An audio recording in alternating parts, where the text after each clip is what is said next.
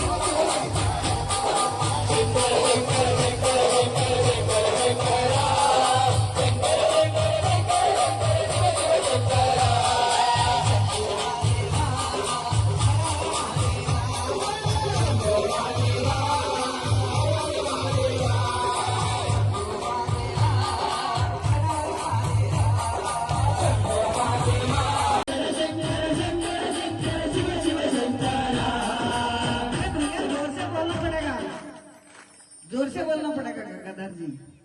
Shankar Shankar Shankar Shankar Shankar Shankar Shankar Shankar Shankar Shankar Shiv Shiv Shankar Shankar Shankar Shankar Shankar Shankar Shankar Shankar Shankar Shankar Shankar Shiv Shiv Shankar Shambho Mahadeva हर Mahadeva Shambho Mahadeva